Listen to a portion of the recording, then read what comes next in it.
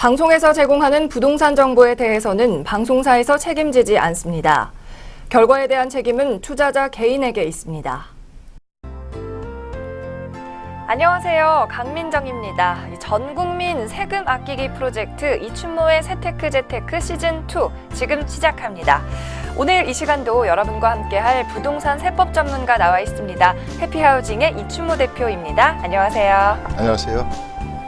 날씨가 좀 많이 춥습니다. 밖에 보다 보니까. 오늘은 이제 이렇게 우리 강민정 앵커가 진행하는 게 이제 두 번째 시간인데요. 반응은 좀 좋으신 것 같아요. 오늘 세미나도 하고 왔는데 질문 내용이 이제 제한된 시간 내에 좀 단순할 수도 있고 또 답변이 짤막할 수도 있는데 개념만 좀 잡을 수는 있었다. 이렇게 평가받고 있습니다. 네, 좋은 평가 받고 있는 이춘모의 새테크 재테크 시즌2 오늘도 함께 해보겠습니다. 전문가와의 정확한 상담을 통해서 여러분의 절세를 도와드립니다. 부동산 세법 관련 궁금증 무엇이든 물어보세요. 새테크 재테크 전문 상담번호 026344-7558번으로 활짝 열려 있습니다. 네, 오늘도 여러분의 질문을 실시간으로 받아서 생생하게 상담 도와드릴 테니까요. 부동산 관련 세금 계산법, 양도소득세, 종부세, 취득세, 기타 등등 어떤 고민이든 전문 상담번호 정보 이용료 무료니까요. 마음껏 이용하시기 바랍니다. 그럼 이춘모의 새테크 재테크 지금 출발합니다.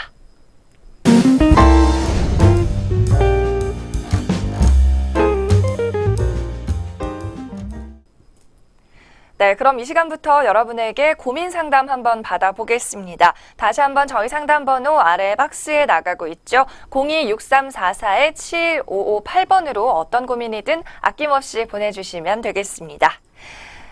네, 이번 시간에 역시 시청자 여러분께서 많이들 궁금해하셨던 질문 7가지를 추려봤는데요. 본격적으로 한번 만나보겠습니다. 먼저 첫 번째 질문입니다. 한국은행이 77개월 만에 금리를 올렸다고 합니다. 가계부채가 1,400조 원이 넘고 저 역시 대출 부담을 겪고 있는데요. 대한민국 재테크 시장에서 패러다임에 큰 변화가 있을 것 같은데 연말연시 교수님께서 생각하시는 재테크 전략은 무엇인지 궁금합니다. 라고 남겨주셨습니다. 네, 한국은행이 5년 6개월 만에 기준금리 인상을 했는데요. 앞으로도 좀 점진적으로 오를 것이라는 전망이 나와요. 교수님 보시기에는 요즘 같은 시대에 어떤 재테크 전략이 좀 승부를 볼 수 있을까요? 너무 좀 강범위하고 강혜적인데요. 일단 금리를 4%대, 3.5%대에서 9번에 걸쳐서 금리를 인하했거든요. 네. 그럼 이제 바닥까지 갔다는 얘기였겠죠. 그래서 이제 1.25까지 갔다가 앞으로 이제 뭐 두세 번이 올라온다 해도 금리가 올라가는 것은 이제 당연한 것 같습니다. 그래서 이제 금리 인상하고 그다음에 우리가 이제 1,400조나 되는 이제 가계부채라 할지 그다음에 이제 내년분하고 2019년까지 입주 폭탄이라 그러죠. 그래서 입주 폭탄 물량이 한 80만 가구가 넘는 것하고 또 얼마 전에 11월 29일인가요? 우리 서민복지 주거 로드맵을 할 때 그 생소한 말들이 하나 나왔죠. 공적 주택, 그러니까 퍼블릭. 그동안에는 우리 전 정권의 박근혜 정부에서는 그 정부가 공적 주택을 공급할 때 우리가 시장의 원리에 맡겼거든요. 그래서 민간들이 많이 공급을 했죠. 그래서 정부는 감독자 입장에서만 섰는데 이번에는 이제 한 100만 호를 또 공적 주택을 공급한다고 하니까 정부가 직접 선수로 뛴다는 식이거든요. 그래서 LH 하면 어떤 회사입니까? 대한민국의 우리 토지, 공장용지, 주거용지를 만들어서 공급하는 회사고 또 이번에 이제 선수로서 주택도 직접 공급해 보겠다. 그래서 OECD 평균 우리 공적 주택 수준을 9%까지 2022년까지 올릴 예정인 것 같아요. 지금 우리가 약간 5% 초반이거든요. 그래서 여기서 하나 이제 생각해 볼 수 있는 게 우리 신혼부부들이랄지 특히 39세 미만의 무주택 그 서민들은 공적 주택, 그러면 뭐 집을 하나씩 우리 옛날에 보금자리처럼 뭐 반값에 준다는 소리냐.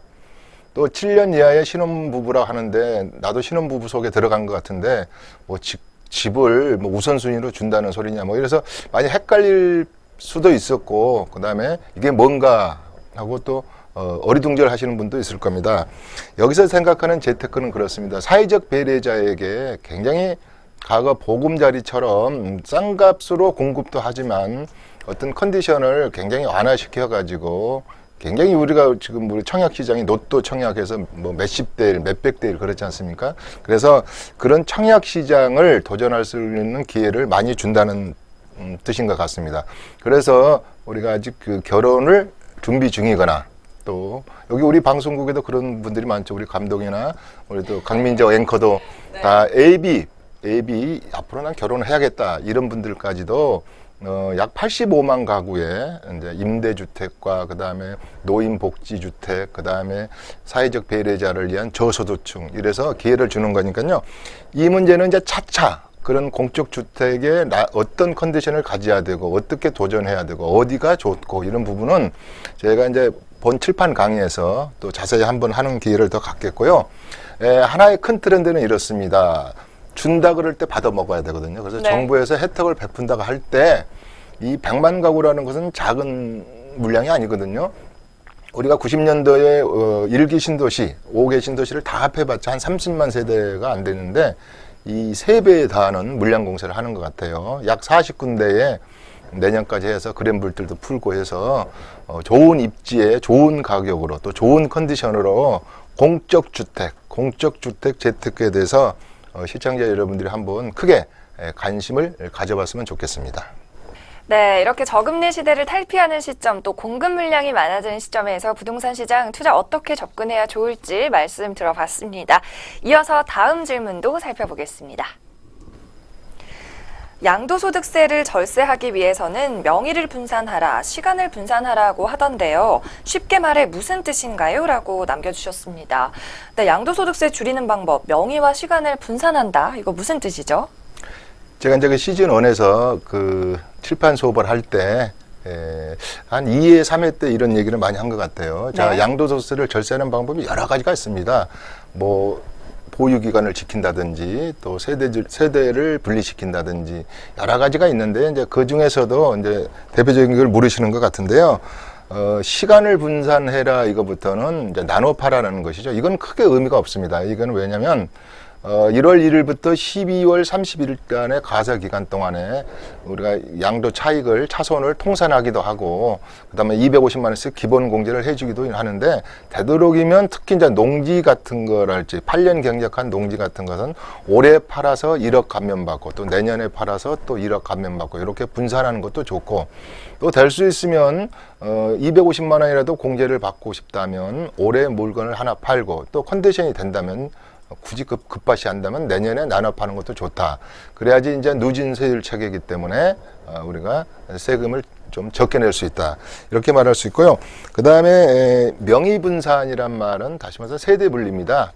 우리가 지금 주택만 하더라도 우리가 1세대 1주택, 그 다음에 9억 이하 2년 보유 비과세 원칙이기 때문에 세대원이 여러 채를 가지고 있다 한다면 다주택자로서 특히 지금 투기 지역이죠. 투기 지역에서는 이미 가산 10%씩, 20%씩, 3주택일 때 20%씩 가산세율을 적용하고 있죠. 그래서 될 수 있으면 세대 분리를 해라.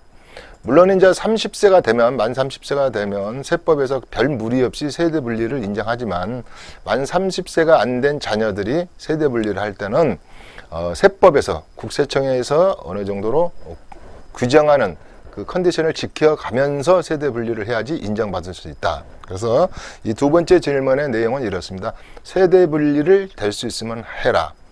소재제, 그러니까 같은 고소제의 세대원이 세대를 분리하는 것이죠. 그 다음에 나눠 팔아라. 이런 정도로 이해하시면 되겠습니다. 네, 양도소득세 절약하는 방법, 세대 분리를 통해서 가능하다는 등의 조언을 해주셨습니다. 이어서 시청자 질문 세 번째 받아보겠습니다. 오래전에 아버님이 토지를 구입하셨습니다. 그런데 이사를 다니면서 취득시 계약서를 분실했습니다. 라고 적어주셨고요. 이때는 환산가액으로 취득가액을 환산한다던데 설명 좀 부탁드립니다. 라고 보내주셨습니다. 네, 취득시 계약서, 토지고요. 계약서를 분실하셨다고 하는데 앞으로 좀 문제가 없을지 걱정이 됩니다. 이 경우 세금 계산 어떻게 해야 좋을까요?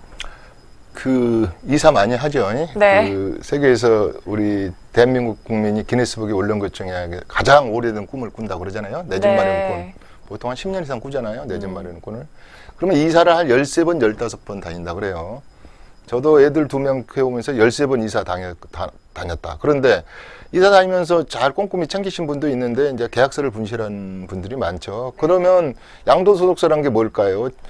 취득할 때 계약서를 가지고 있다가 내가 파한 계약서에서 취득할 때 금액을 빼서 양도 차액에 대해서 이제 세금을 무는데 이게 취득 금액을 증명할 수 없겠죠. 이제 그랬을 때 이제 분실을 많이 하고 또 혹간에는 이 세법상에 약간의 절세 기술을 어디서 배우셨는지 계약서가 있는데도 분실했다 이렇게 얘기하시는 분도 있어요. 뭐 좀 시즌 1에서 세법을 좀 공부하신 분들은 무슨 말씀인지 좀 알아들으실 겁니다. 그랬을 때 국세청은 과연 그러면 취득 계약서를 분실했다는데 어떻게 하겠습니까? 그래서 이제 토지 같은 것도 1985년 이전에 사가지고 옛날에 이제 논 두마지기 살 때 근데 60년대 70년대 토지를 샀다 그러면 쌀 2가마니 5가마니 주고 샀는데 지금은 이게 몇백 배 올랐지 않습니까? 그랬을 때는 이제 85년도에 뭐 1월 1일을 기준으로 해서 이제 한다. 그래서 환산하는 가액이 있거든요. 네. 또 그러니까 이제 왜 이 질문이 나왔는지를 알겠는데 계약서를 분실하면 굉장히 당황을 하시는 분들이 있어요. 이거 이제 큰일 났다. 이제 이게 국세청에서 나한테 이제 세금이 이제 엄청 나오나 보다 그러는데요. 그렇게 당황하실 필요가 없이요. 계약서가 없더라도 거기에 준하는 취득가액을 이제 환산합니다. 그래서 이제 공시가격도 집어넣고 대입된 공식대로 해서 거꾸로 말하면 원가를 역추적해서 그 정도의 취득 금액을 인정해 주는 제도죠. 그래서 환산가액이라 할 때 토지 특기 같은 거 가격이 너무 얼마에 주고 샀는지도 기억이 가물가물할 경우도 그렇고 또 우리 아파트, 단독주택, 뭐 다가구, 특히 상가 같은 것을 분양계약서 같은 것을 많이 잊어버리시더라고요. 그래서 그런 것은 전부 다 환산해서 취득원가를 계산하는 그런 방법이 있기 때문에 계약서를 분실했다고 해서 너무 당황할 필요는 없다 이렇게 생각하시면 되겠습니다. 계약서 분실 대표님 말씀대로 참 쉬운데요. 이 경우에도 취득 원가를 따로 환산하는 방법이 있기 때문에 걱정하실 필요 없겠습니다. 개인적으로 조금 더 세부적으로 상담을 원하신다면 상단의 번호로 연락 주시면 되겠습니다. 이어서 시청자 상담 4번째 질문입니다. 네, 비사업용 토지는 양도세가 많이 나온다고 하던데요 라고 말씀하시면서요. 비업무용 토지를 사업용 토지로 전환할 수 있는지 여쭤보셨습니다. 세금 문제 때문에 토지 용도를 좀 변경하려고 하시는 것 같아요. 비업무용 토지를 사업용 토지로 이 경우 어떻게 전환할 수 있을까요? 지금 우리 강민정 앵커는 이 말을 읽지만 굉장히 어렵죠. 뭐 네. 비업무용 토지가 뭐고 뭐 업무용 토지가 뭐고 네. 무슨 기업의 회계 법인 뭐 결산하는 것 같지 않습니까? 네. 대한민국은 투기를 하지 마십시오 해가지고 투기 목적으로 다시 말해서 비업무용 토지는 한마디로 말하면 지목대로 사용하지 않는 토지입니다. 자, 농지 그러면 농민이 농사 지어야지 도시의 사람들이 투자 목적으로 사는 곳은 되겠습니까? 그 비업무용 토지는 세금을 가산해서 10%포인트 더 받겠다. 이제 그런 뜻입니다, 취지가. 네. 업무용으로 사용해라는 거죠. 그래서 비업무용 토지의 대표적인 것이 이제 외지인들이 농사 짓지 않으면서 보유하고 있는 토지, 그런 게 이제 대표적이라 할 수 있습니다. 그런데 이제 이때도 전체적으로 비업무용 토지는 세금이 중과돼서 무겁기 때문에 내가 지금까지 총 보유하고 있는 기간의 60% 이상을 뭐 업무용으로 사용한다든지 또 수익이 발생하는 곳에 임대를 좀 준다든지 이런 것을 업무용으로 전환할 수 있는 기회들이 충분히 있고 또 내가 토지를 앞으로 3, 4년 후에 팔아야지 이렇게 노드맵이 잡혀져 있으신 분들은 미리미리 좀 이렇게 업무용으로 전환하는 노력을 할 줄을 알아야 되겠습니다. 그래서 비업무용이라고 해가지고 무조건 다 비업무로 판정하는 게 아니라 그 여러 가지 특례가 있거든요. 예컨대 뭐 거기에 과실나무를 심었다, 그 다음에 무슨 주차장으로 사용했다, 여러 가지 또 우리가 뭐 거기다 비닐하우스를 좀 이렇게 임대를 줬다 이런 식으로 해서 특히 임야 같은 것이 그 비업무용으로 거의 판정을 많이 받죠. 또 잡종지가 대부분 또 비업무용에 속하기도 하고 그래서 비업무용 토지와 사업용 토지는 토지의 형태랄지 이런 건 같으나 무슨 목적으로 사용하고 있느냐, 어떤 지목의 형태인가, 어떤 목적을 가지고 보유하고 있느냐 이게 따르기 때문에 보유하는 목적을 좀 바꿔주는 수밖에 없거든요. 그래서 비업무용 토지를 사업용 토지로 인정받기 위해서 어떻게 뭐 이거를 뭐랄까 이제 포크레인으로 파서 토지를 형질을 변경시킨다는 뜻이 아니고요. 그것은 이제 형질 변경에 속하는 거고요. 그건 뭐 또 큰 토목 사업을 한다는 뜻이 아닙니다. 그래서 사용 목적을 뭘로 할 것인가 거기에 대해서는 그렇게 어렵지가 않습니다. 그 비사업용 토지를 사업용 토지로 전환시키는 것은 그래서 여러 가지 예외 조항이랄지 특례 조항이 있기 때문에 이것은 이거 좀 이렇게 개별적으로 좀 많이 고민이 되시는 분들은 또 저에게 연락을 해주시면 이건 좀 케이스별로 여러 가지 틀리거든요. 근데 그 지목을 지금 뭘로 가지고 있었는데 특히 임야냐, 가수원이냐, 농지냐, 뭐 이렇게 흔히 뭐 밭전이냐 이런 상태에서 어떻게 용도 전환을 해야 되는지 제가 자세히 한번 답변을 해드릴 테니까요. 이것도 제가 본 강의 시간에 지금 다음 시간에 이게 예정되어 있거든요. 토지 세무가. 그래서 그때 또 한번 시청을 하시면 이 부분을 좀 많이 할애할 예정이니까 비업무용 토지를 가지고 계신 분들은 다시 말해서 좀 케어풀 조심은 하시되 이것이 벗어나는 방법이 있구나 이렇게까지만 좀 생각하시면 되겠습니다. 네, 업무용 토지보다 이 비업무용 토지가 세금을 더 무겁게 매긴다는 점 토지 투자하실 때 꼭 알아두셔야 할 팁인 것 같습니다. 특례 조항 좀 세세히 살펴보셔야 하고 공부 필요하겠는데요. 세테크 재테크 본 강의도 여러분 많은 시청 바랍니다. 네, 이어서 시청자 질문 5번째입니다. 함께 살펴보겠습니다. 안녕하세요. 주택 임대사업자로 등록하고 싶은데요. 장점과 단점을 분석해 주십시오라고 간략하게 좀 남겨주셨습니다. 요즘 이 주택 임대사업자 등록 문제에 관해서 좀 문의가 많은데요, 대표님. 그렇죠. 잘만 이용하면 좀 혜택을 많이 볼 수 있다고 하잖아요. 많이 이번 있습니다. 기회에 좀 정리를 정확히 해볼까요? 이제 이게 시간이 허락된다면 이 문제만 가지고 1시간도 좀 이야기할 이야기 있는데요. 네.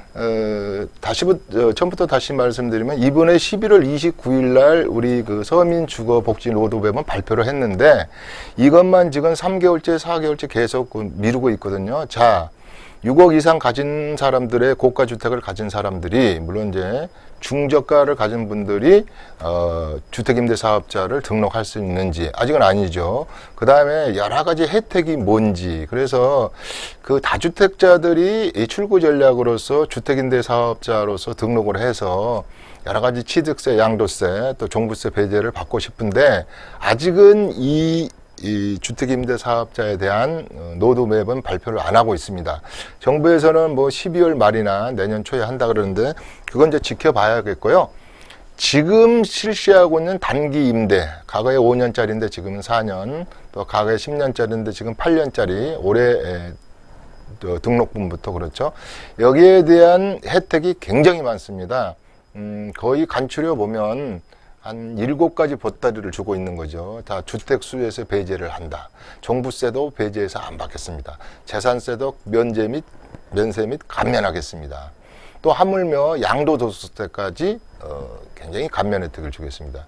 또 하나는 장기보유 특별공제랄지 이런 것을 많이 인정하겠습니다. 그래서 다시 말하면 여러 채의 주택을 보유하신 분들이 여러 세금으로부터 특히 양도소득세랄지 종부세로부터 자유로울 수 있는 방법은 가장 큰 방법은 좋은 장점을 가지고 있는 것은 주택임대사업자로 묶는 것이다. 그렇습니다.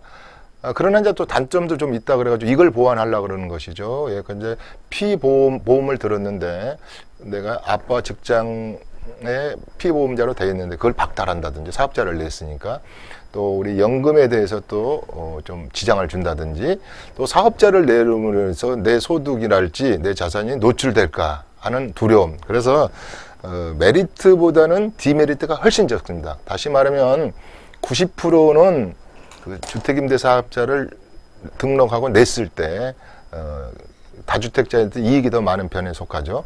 대표적으로 하나 예를 들은다면 오늘 3주택이 걸려가지고 특히 지금 투기 지역에서 내가 세금을 20%포인트 더 내게 생겼다 그랬을 때는 오늘 당장 가가지고 주택임대사업자로 등록을 해서 주택수에서 빼버려 가지고 지금 기존 주택이 세금이 나올 것을 미리 방비한다든지.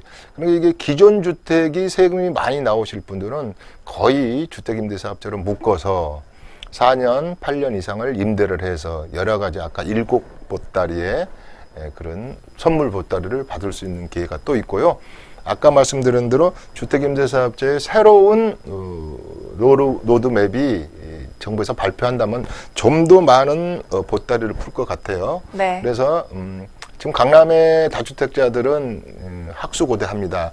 이 주택임대사업자에 대한 뭐랄까 그 보완책이랄까 지금 나와 있는 것보다는 좀 더 그러니까 고가 주택을 가지고 계신 분들도 주택임대사업자로 묻고 싶어 하거든요. 그러나 지금은 이제 6억 이하로 공시가격이 6억 이하로 돼 있기 때문에 7, 8억짜리 가지고 계신 분들은 주택임대사업자로 묶어서 나의 기존 주택을 비과세 받고 싶어도 그걸 못 하고 있지 않습니까? 그래서 주택임대사업자에 관한 것은 앞으로 장점이 더 많지 단점은 극히 미약하다. 이걸 시청자 여러분들 한번 인지하시면 좋겠습니다. 네, 주택임대 사업자 등록의 혜택과 유의점 알아봤습니다. 장단점 모두 있지만 장점이 훨씬 더 크다는 조언을 해주셨습니다. 그럼 다음 질문으로 또 넘어가 보겠습니다. 시청자 6번째 분입니다. 요즘 아들 녀석이 돈 좀 빌려달라고 합니다. 존비 속간에 증여와 빌려주는 것 무엇이 다른가요? 하셨습니다. 네, 이렇게 사연을 보내주신 걸로 봐서 액수가 적지 않은 것 같은데요. 어떤 차이가 있을까요? 이건 꼭 우리 집의 얘기 같은데요. 네. 사실은 살면서 친구 간의 돈 거래, 예. 특히 부부 간의 돈 거래, 부자지 간의 돈 거래는 안 하는 게 좋다. 왜? 꿔갈 때는 좀 꿔주세요. 그러고 안 갚으니까 뭐 어떡할 겁니까? 네. 그런데 이건 이제 세법상으로 물어보시는 것 같아요. 이제 요새 홍모 씨가 뭐 분산하고 쪼고고 따님에게 이렇게서 뭐 4.6%로 이렇게 하고 그런 얘기들이 많이 나왔지 않습니까? 네. 그리고 요새 이제 그 세미나장이나 이렇게 많이 이걸 불쑥불쑥 많이 이제 묻습니다. 이 뜻은 무슨 뜻을 지금 가지고 물으신 것 같으냐면, 자, 부자지간의 특수관계인 간의 돈 거래를 하는데, 째째하게 아들이 아버지한테 꾼 돈을 이자를 얼마 주고 부자지간에, 이게 잘못하면 이것도 부자지간의 의리를 상할 수 있잖아요. 그래서 이제 세법에서는 연 1,000만 원까지 이자에 대해서는 증여로 안 본다. 이걸 다시 쉬운 말로 풀이하면 4.6%로 1,000만 원이면 한 2억 1,700 정도 돼요. 자, 2억 1,700을 우리 아들이 꿔달라고 해서 꿔줘요. 그러면 원칙은 증여지 않습니까? 우리가 통장에 돈이 꽂히는, 이렇게 2013년부터는 돈이 탁 꽂히는 순간부터 현금 증여로 간주합니다. 그런데 그렇지 않고 아들 녀석이 4.6%로 꼬박꼬박 나한테 이자를 주고 또 금전 소비대차 계약서, 그러니까 차용증을 딱 쓰고 돈을 빌려간 흔적을 남겨놓는다면 2억 1,700 정도까지는 증여로 보지 않겠다. 만약 이걸 증여로 봐버리면 우리가 5천만 원 공제 빼고는 나머지 보면은 증여세가 상당하죠. 그래서 물론 갚아야 됩니다. 이걸 안 갚으면 증여겠죠. 그래서 꺼간 돈은 당연히 반환해서 갚아야 되고 이자도 꼬박꼬박 내야 되고. 그러면 이제 5억 꺼갔으면 어떻게 됩니까? 이렇게 묻는 분도 있거든요. 그러면 아까 말씀드린 2억 1,600 빼고 약 2억 빼고 3억에 대해서는 연 4.6% 이상을, 작년 재작년을 해도 8.5%였죠. 근데 작년 3월 달에 바뀌면서 이제 금리가 내려가니까 작년에 내렸는데 4.6% 연 5억을 빌렸다면 2억은 놔두고 2억은 안 해도 되니까. 그래서 3억 부분에 대해서는 꼬박꼬박 아버지한테 빌렸다. 엄마한테 빌렸으면 엄마한테. 대부분 아버지는 잘 안 꺼져요. 돈은 그냥 엄마가 마음이 약해서 뭐 엄마한테 엄마 통장에 이자를 줘야 된다. 네. 그렇게 본다면 증여를 안 보겠다. 그다음에 이게 이제 사후 관리가 중요하죠. 꼭 이제 국세청에서 볼 거 아닙니까? 돈이 이렇게 넘어갔는데 그래서 꼭 갚으셔야 됩니다. 이 방송을 보시는 그 우리 아들, 딸 이렇게 여러분들 청소년은 아니겠네요. 보신 분들은 갚아야 된다더라. 안 갚으면 증여다. 그래서 꿀 수는 있습니다. 그래서 그 얘기를 여쭈는 것 같아요. 네, 특수관계인과의 돈 거래 시 유의할 점 꼭 기억을 하시기 바랍니다. 이어서 오늘의 마지막 질문입니다. 피상속인의 사망 후 상속 순위 때문에 많은 사람들이 가족 간의 전쟁을 치르게 되는 경우가 많습니다. 명확한 상속 순위를 알려주십시오라고 말씀을 해주셨습니다. 네, 걱정이 안 될 수 없는 부분이죠. 이 재산의 상속 순위를 여쭤보셨네요. 네, 뭐 시간이 어느 정도 남았는지 모르지만 네. 그 남은 시간만큼 답변을 해드리려고 그러거든요. 예. 자, 상속 어렵습니다. 사실은 피상속이란 말도 이렇게 잘 못 알아듣는 분들도 있어요. 그래서 이제 피상속인 그러면 아주 쉬운 말로 우리가 사망하신 분 그러는데 상속 순위 가지고 싸우는 분들은 없어요. 우리가 민법에 상속 순위는 정확히 나와 있거든요. 자, 1번이 뭐겠습니까? 직계, 비속. 내 아들, 딸에게 내가 열심히 벌어놓은 재산을 누구에게 상속하겠습니까? 그러면 그 뜻은 직계, 비속과 배우자에게, 또 배우자에게 5할 정도를 더 주죠. 그 다음에가 이제 존속에게, 배우자가 없다면 존속에게, 형제, 자매에게, 또 그마저도 상속할 순위자가 상속자가 없다면은 그마저도 없다면은 사촌 이내의 반계 혈족 이렇게 이제 민법에서는 이제 이렇게 규정하고 있죠. 근데 이거 상속 순위가 중요한 건 아니고요. 이제 상속을 뭘 가지고 싸우냐면은 싸우는 이유는 내가 더 가지려고 싸우는 거 아니겠어요? 좀 더 주라. 왜 오빠가 더 갖느냐. 그래서 시간이 된다면 잠깐만 설명 국세청에서 아예 요런 것을 좀 권고합니다. 요런 조건 가진 분들은 상속할 때 신경을 좀 쓰십시오 한 것 중에 대표적인 게 세대원이 복잡한 분. 그 다음에 70세가 넘어가지고 부동산을 많이 가지고 준 거, 전 재산의 70% 이상을 부동산 자산을 가지고 있는 분들, 그 다음에 배우자 공제를 좀 잘 활용하십시오. 이런 거랄지 미리미리 신고하면은 할인도 해줍니다. 요새 7%인데 내년은 뭐 5% 이렇게 해서 이제 할인폭이 줄어들지만 할인해 주는 것도 있습니다. 쉬운 말로 말해서 이제.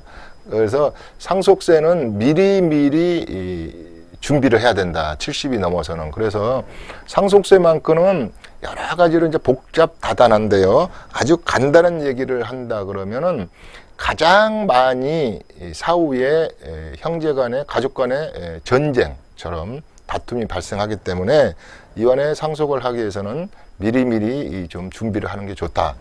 그래서 좀 자산가들은 이런 것도 많이 봤습니다. 상속을 이미 상속이 됐는데 상속세를 낼 돈이 없어요.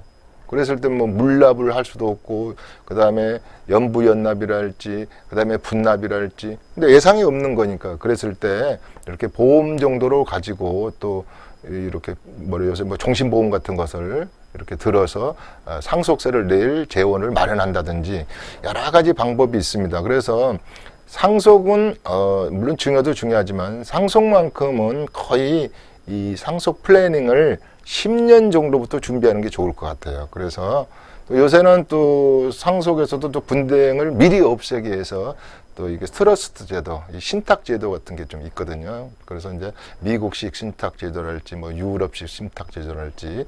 그래서 내가 열심히 피땀 흘린 돈을 이제는 천국에 가서도 핸드폰으로 나의 유산을 잘 관리하고 있는 걸 볼 수 있어요. 이건 이제 저희가 웃으면서를 하는 소리인데 이게 무슨 소리냐?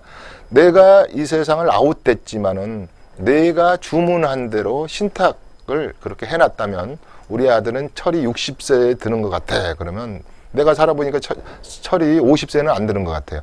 그러면 50이 넘어서 60세 때 내 재산의 3분의 1을 주십시오. 또 65세가 됐을 때 얼마를 줄 수 있다. 이렇게 할 수도 있고 그래서 유언 대용 상속이라고 그러죠. 이런 트러스트 제도도 많이 생기고 그래서 특히 상속세, 증여세만큼은 제가 우리 칠판 본 강의 시간에 아주 자세히 하고 있습니다. 아주 디테일하게 다루고 있거든요. 케이스별로. 그래서 또 그런 시간을 그런 시간대에 좀 더 자세한 얘기를 하도록 하고요. 오늘은 이렇게 간단하게만 상황 설명을 했다고 생각하시면 되겠습니다.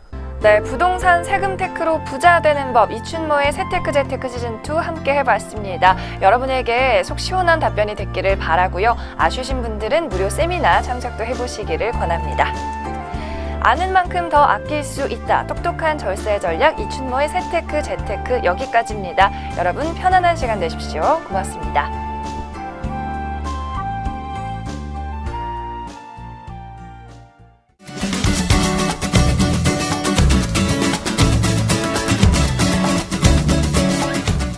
방송에서 제공하는 부동산 정보에 대해서는 방송사에서 책임지지 않습니다.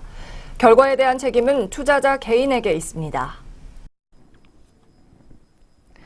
안녕하세요. 강민정입니다. 전국민 세법교육 프로젝트 이춘모의 세테크 재테크 시즌2 지금부터 시작합니다.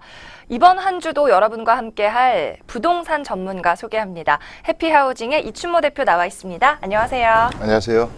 오늘 제가 방송 시간이 좀 늦었습니다. 그래서 좀 서두르게 됐는데요. 오늘은 투자 상담을 세테크보다는 세테크 강의는 우리 칠판 강의에서 제가 굉장히 빈도 많이 좀 한 50분을 할애해서 하고 있기 때문에 오늘은 유독 재테크에 대한 요즘은 질문이 좀 많아서 재테크 중심으로 한번 궁금증을 풀어보도록 하겠습니다.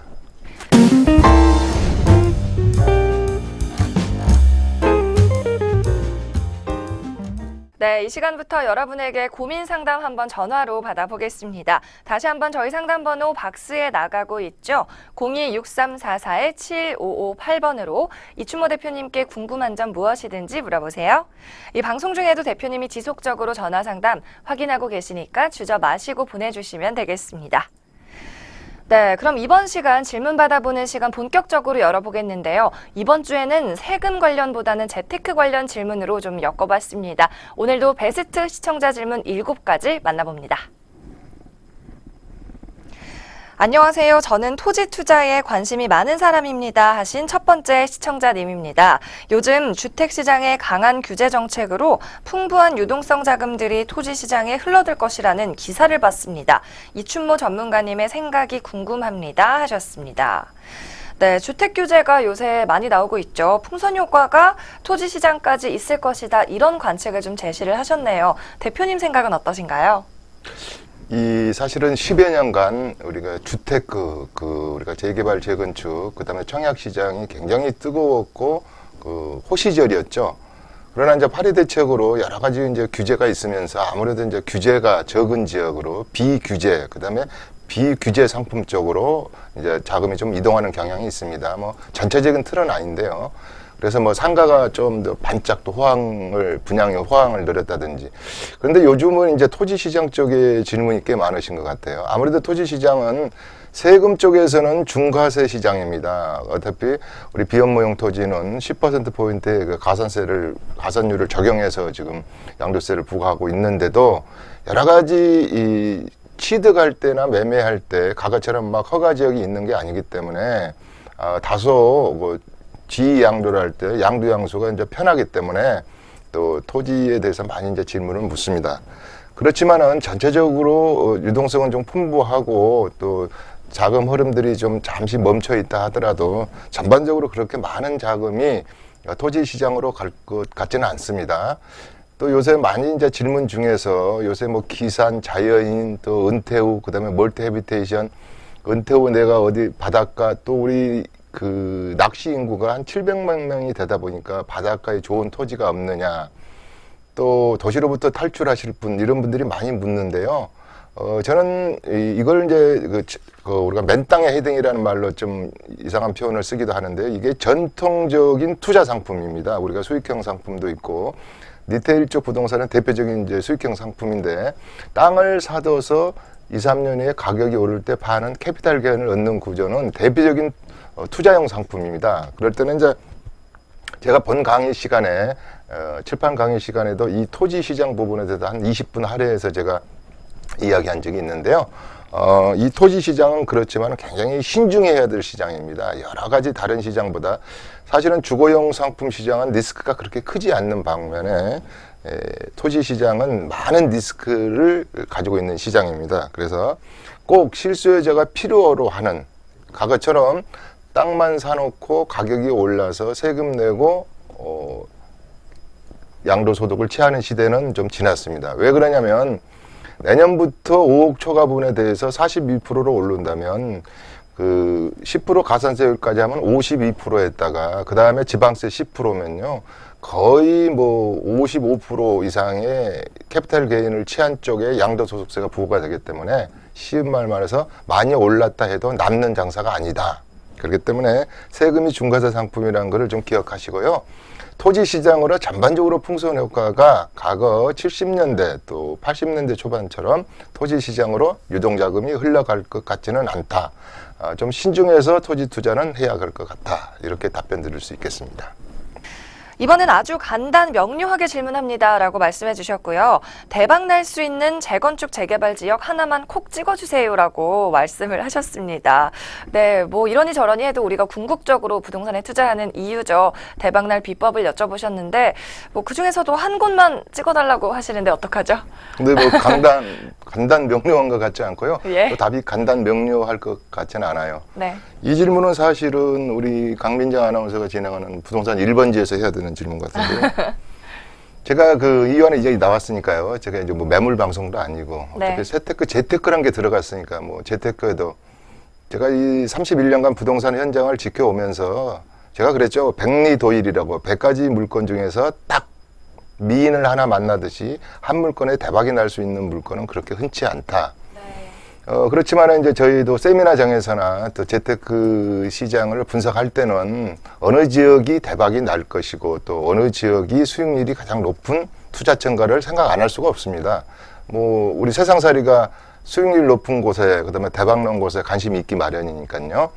그렇다면 최근에 저는 몇 가지 개발된 상품들 중에서 재건축 쪽에 예컨대 지금 강남의 원룸 투룸 값이 거의 이제 3억대인데 그보다 싼 한 2억 5, 6천대에서 요새 최초로 주택을 구입한 분들은 아직도 60%대, 70%대 신DTI를 적용받지 않고 융자를 받을 수 있으면서 그러면 한 2억 한 5천이다 그러면 한 1억 2천, 3천 융자를 받으면서 그러면 실질 투자가 한 1억 3천 정도 되는 재건축 아파트들이 좀 있습니다. 이게 전체적으로 추가 분담금까지 들어가면 약 그 5억 정도 들어가는데요. 현재 주변 시세들은 지금 한 7억 2천 정도 되죠. 그러니까 앞으로 2년 한 8개월에 입주를 가정한다고 하면은 한 2억 정도의 시세 차익이 나는 겁니다. 제가 이 방송 관계상 매물 방송이 아니라 어떤 지역이다, 어느 곳이다는 하지 않고요. 1000세대가 넘는 현대 힐스테이트가 하는 것이고요. 그 다음에 우리 2호선 전철역에서 가까이 붙어 있다, 바로 붙어 있습니다. 이런 곳인데요.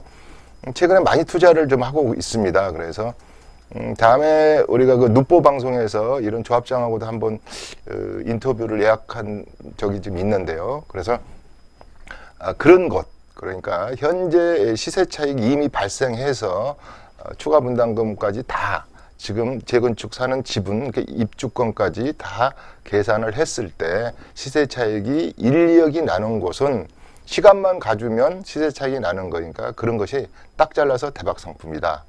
대박이라는 개념은 얼마를 어떻게 많이 남았냐에 따라서 좀 틀릴 수가 있겠습니다. 뭐 어떤 사람은 1억 남았다 그러면 그것이 무슨 대박입니까? 뭐 누구는 뭐 하나 뭘 투자했던데 뭐 2억 남았다더라 그러는데요. 거의 저는 대박의 개념이 우리가 부동산에서 세법상 단기라는 개념은 3년 정도를 생각하는 거고요. 우리가 그 단기 전매, 단기 보유할 때. 그 다음에 저는 대박 상품이라는 것은요. 1억이라는 원금이 투자돼서 2억이 됐을 때. 이게 총 3억이라는 가격이 되겠죠. 그래서 그런 정도는 대박이 아닐까. 그렇게 생각합니다. 그런 상품들은 우리가 지금 9호선 쪽하고 2호선 쪽에 한두 곳이 있다고 말할 수 있겠습니다. 네, 시청자님 재건축 지역 물어보셨는데요. 저평가도 있으면서도 이런저런 세금 문제, 규제 문제에서 좀 자유로울 수 있는 물건들 당연히 찾으려는 노력이 있어야 될 것 같습니다. 공부도 많이 하셔야 될 것 같고요. 저희 세테크 재테크 본 강의를 한번 참고해 보시기 바랍니다. 네, 시청자 질문 세 번째 만나보겠습니다. 저는 상가를 분양받았는데 임차인을 구하지 못해서 걱정입니다 하셨습니다. 향후 상업용 부동산 시장을 어떻게 보시는지요 하셨네요. 네, 큰맘 먹고 분양을 받았는데 임차인이 없으면 또 골칫거리일 것 같습니다. 이럴 경우 어떻게 해야 될까요? 대표적인 그 유명한 말이 떠오르네요. 상가를 잘못 쓰면 상가집 된다. 아, 네. 지금 신도시 중심으로도 상가가 굉장히 그 평당 전용 면적 가격으로 8천에서 1억씩 분양을 받으면 보통 5억에서 11억대를 받는데 이렇게 투자금이 많은 것에 비해서 이렇게 임차인을 못 구한다든지 그러면은 속상하겠죠. 그래서 목돈도 들어가고 또 모기지를 걸어서 은행 융자는 꼭 나가면서 또 관리비도 나가는데 가장 상가에서 문제점이 세입자를 못 구했을 때 또 그 세입자가 장사를 못해서 자주 바뀌거나 이랬을 때는 이제 속상합니다. 그래서 상가 쪽, 그러니까 수익형 부동산의 대표적인 상가랄지 빌딩 구입이랄지 이런 것은 굉장하게 그 발품과 분석을 요합니다. 제가 시즌1에서 이런 말을 했습니다. 상가를 구할 때는 5번 이상 가봐야 된다. 근데 떡볶이집을 하나 상가를 이제 받아서 뭐 임대를 놓고자 할 때나 또 떡볶이집을 하는 분들도 아침에 학생들이 출근할 때, 그 다음에 점심 때, 또 애들이 또 하굣길에 또 뭐 7, 8시에도 가서 수없이 분석하고 해야 된다 그러는데요. 한 가지만 집약적으로 말씀드린다면은 우리나라의 대한민국의 상가가 우리 상가 개념이 미국식하고는 좀 틀리지만 개별적인 상가가 너무 많다. 그렇기 때문에 경쟁력에서 떨어지는 것이죠. 예컨대 우리가 중개업소를 본다면 500가구 정도에서 중개업소가 한두 개 있으면은 가족이 먹고 사는데 지장이 없다 그러는데 우리는 보통 15개에서 뭐 아무튼 10개가 넘게 이렇게 있다 보니까 경쟁력이 치열하죠. 그래서 상가는 앞으로 핵심 핫스팟 지역에 잘 된 상가를 고르지 않으면 많은 고전을 할 겁니다. 특히 이번에 상가도 대출을 해드릴 때 규제를 굉장히 강화했기 때문에 특히 상가 쪽에서는 좀 상가를 구입하시거나 또 그럴 생각을 가지신 분들은 다를 때보다 더 신경을 써야 된다. 이렇게 말합니다. 그래서 상가는 차라리 새 것보다 헌 것이 낫다는 말이 있습니다. 무슨 소리냐면 이미 상권이 형성돼서 검증된 상가가 낫다. 이런 말을 하거든요. 새 것은 그 상권이 안 살면 세입자도 죽고 주인도 죽고 예를 들어서 돈을 빌려준 은행도 죽는다 이런 말을 하거든요. 네. 동시사망이라는 말을 쓰는데 이건 방송용어로는 적절하지 않지만 그만큼 케어풀 하십시오. 미국 같은 어느 주에서는 상가나 리테일 쪽을 중개하시는 분은 7년 이상 경력자라지만 상가를 중개할 수 있다. 이런 법도 있어요. 네. 그렇기 때문에 그만큼 어렵다. 이렇게 말할 수 있겠습니다. 네, 상업용 부동산 시장에서 실패하지 않는 방법 5번 이상은 현장 답사를 하자고 말씀을 해주셨고요. 때로는 헌 상가가 낫다는 말도 있을 정도로 신중하게 투자를 기하셔야 될 것 같습니다. 이어서 시청자 질문 4번째 문의사항입니다. 저번 칠판 강의에서 파생 상품에 대해 설명하시던데 조금 더 자세히 듣고 싶습니다. 부동산 파생 상품이 뭔가요? 하셨습니다. 네, 부동산에도 파생 상품이 있는지는 저도 처음 알았는데요. 이게 뭔가요? 예, 그렇습니다. 금융상품에서 FX나 우리 환율 개념 이런 걸 이제 파생 상품이라 그러죠. 네. 그런데 이제 이 부동산에서 파생 상품이라는 것은 이제 새로운 용어들이 자꾸 나옵니다. 그래서 섹션 오피스, 그래서 지식산업센터, 그다음에 뭐 지분형 뭐 호텔 분양 뭐 여러 가지가 이제 나와서 우리 시청자분들이 이제 굉장히 헷갈립니다. 또 지식산업센터 중에서도 기숙사를 또 뭐 투자해라 뭐 이러다 보니까 이런 상품들이 뭔가 그래서 그런 것을 새로운 용어로서 최근에 2, 3년 내에 이렇게 뭐 이렇게 부동산 시장에 나온 상품을 다 묶어서 그냥 파생 상품 그럽니다. 이제 우리가 표현을 할 때 이게 그 중에서도 대표적으로 이제 신문에 광고가 제일 많이 나오는 것 중에 하나가 이제 지역조합 주택이죠. 지주택. 지역조합이나 직장조합은 과거에 90년대에도 히트 쳤던 상품이죠. 그러나 이제 분양시장이 활성화되면서 이것들이 이제 자취를 좀 값쳤다가 다시 이제 4, 5년부터 이제 지역조합 주택을 많이 광고도 하고 또 이제 리스크에 노출되는데요. 이런 통계가 있습니다. 작년에 통계를 하나 보면 지역조합은 10개 중에 9곳, 그러니까 다시 말해서 한 10% 정도는 입주를 하는데 9곳은 입주를 못하고 지지부지하다. 이런 말씀을 드렸는데 그것은 아무래도 토지 매입이 되지 않는 상태에서 지역조합 주택을 조합원을 모집하는 과정에서 이렇게 좀 문제가 발생하는 거죠. 그래서 파생 상품에 가장 이렇게 좀 신경 써야 될 부분은 지역조합 주택 같은 것을 많이들 많이 하고요. 그 다음에 구분 등기, 구별 등기 이런 것조차 구별되지 않는 우리 뭐 호텔형 뭐 지분형 호텔, 뭐 분양 이런 거랄지 여러 가지 상품들이 있는데 저는 이렇게 결론을 내고 싶습니다. 그래도 그래도 정품이 최고다. 그것은 되도록 투자 상품은 주거용 상품에 투자하는 것이 요 난세에 더 안전하고, 원래 금융 상품에서도 파생 상품은 리스크가 큽니다. 리스크가 큰 만큼 수익률이 높다 하지만은 우리 부동산 시장의 파생 상품은 그렇지도 또 않아요. 리스크는 큰 반면에 또 수익률이 그렇게 높지는 않다고 봅니다. 그래서 파생 상품보다는 특히 규제가 심하고 앞으로의 또 2018년, 19년에 여러 가지 변수들이 있는 시장에서는 저는 주택에 관한 재테크가 정품이라고 보고 있습니다. 그래서 파생 상품은 좀 조심을 하자, 이렇게 이야기할 수 있겠습니다. 네, 주식뿐 아니라 부동산 시장에도 파생 상품이 존재를 하는데요. 리스크가 크기 때문에 돌다리를 여러 번 두드려 보셔야 될 것 같습니다.